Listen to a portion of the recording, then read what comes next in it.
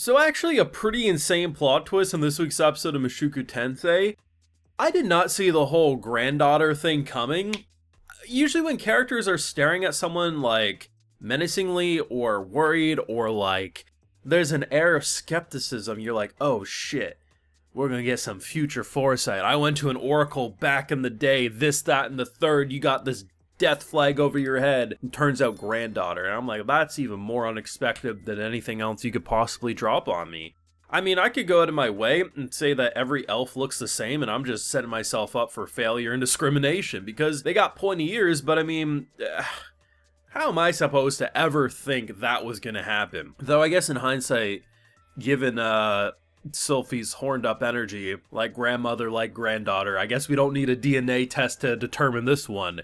But legitimately an interesting turn of events, because like the build up, especially when you go back and look at the scenes building up before the reveal, you can just tell like both how happy she is for her family, but the fact that she still wouldn't say anything because she was summoned because of her curse and everything. Like once they could fend for themselves, she let her family, she got rid of them basically. And the idea of then having a granddaughter and immediately being able to tell and still not saying anything, it's so interesting, because had Sylphie not called this out, we probably would have never gotten the reveal. Like, I don't see another reason or like maybe a pregnancy might have been the only other option. Like, oh, look at this kid I had, and maybe that would have been enough to break the camel's back. But the fact that it legitimately kind of comes from nowhere, and Rudy thinks that Cliff's going to be like, okay, I mean, this is probably too much for him. He thinks he's in love, but, you know, now that his dick's wet, you know, realizing that he's banging a grandma, and he says, bitch, I'm into Gills. I love her now more than ever, and I just can't respect this kid enough. Full live reaction to this week's episode of Mushoku Tensei over on my Patreon. If you want to see my full uncut thoughts, they're over there if you're interested. Now, first things first, both the opening and ending for the new core is fantastic. I love both songs. The ending song's visuals actually kind of remind me, I think it was the ending song for the Unwanted Undead Adventure, the way they did the art style for that. Very similar in my opinion, and gives a lot of really nice shots, and just the directing, the fade in, fade outs to the different scenes. Really, really beautiful. The opening went hard. Like, the directing was incredibly good and the song was top tier. Now, the thing is like anytime there's a new opening, all I'll see, whether it's for this show, next show, a show that doesn't even really have a fan base, the opening spoils. I mean, not really. I'm gonna be 100% frank. Yeah, you see them fighting a bunch of things, and, you know, hell, you could probably show this to a non-Mushoku Tensei fan. They might think this is an action anime, right? Or a shonen anime. But I like the idea that it gets you excited as an anime only, at least for myself, and I don't really know what any of these scenes necessarily mean. I just know it was very touching, very beautiful, at points insanely well produced, so I'm excited for more. That's what that opening does for me, and I'm really excited. Overall though, like, we knew we were getting the wedding ceremony, which was basically just like a big reception dinner is more or less what they did. And I actually like seeing just how the relationship between Sylphie and Rudy now is, because last episode was so good because Rudy grew up so much. Like, he improved so much. The fact that he was able to look at Sylphie and saying, hey, in 2 years, whatever happens, if you decide you need to do stuff away from me, I will respect that and let you do it. It was a very powerful moment because it showed just, no matter, even if distance keeps them apart sometimes, they'll still love each other, right? And then in this episode, the princess comes in and pretty much takes a sledgehammer to that and says, hey, most likely when she has a kid, she'll no longer want to be with me. And I hope that's the case.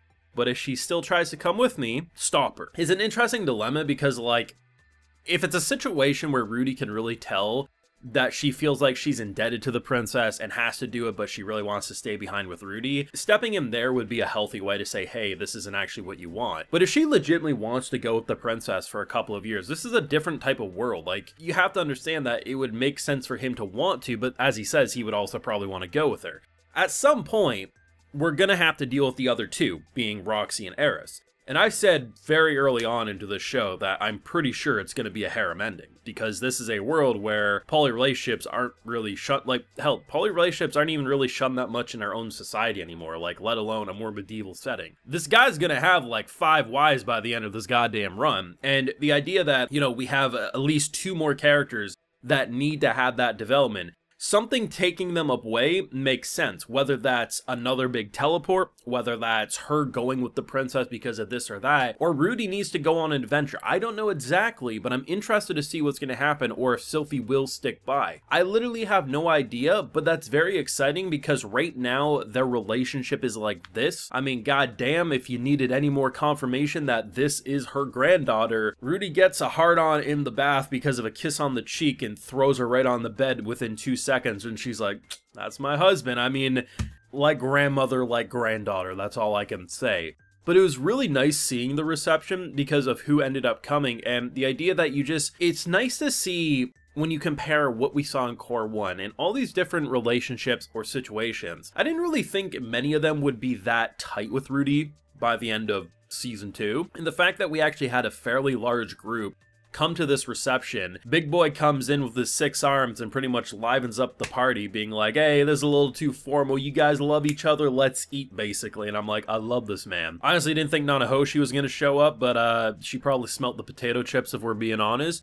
But in general, it was just really nice because, like, you knew what we were getting this episode, which was the wedding ceremony. It was literally in the title, so unless you didn't read the title, it was pretty obvious, and hell, last week kind of said as much. But I really like just how they drop a plot twist that doesn't... It's not a plot twist in a way that's, like, trying to ruin things or be like, oh my god, look who died, or this or that. It's more interesting because the idea that Sylphie invited, like, 3 people. There was Princess, there was Luke, and maybe someone else, I forget. And then the idea that she ends up having family, like, and it's so sweet, it's so emotional, and then you get, like, just Cliff casually being a Giga Chad, and just, like, everything building up, and then the cherry on top was the Luke duel. It was so short, sweet, and to the point, animated flawlessly, but it shows and really tests Rudy's character, which is, you have to have this duel. And the fact that not only does it prove that Rudy declined the duel initially, so it shows that he knows his own strength and sees duels as pointless unless there's a reason.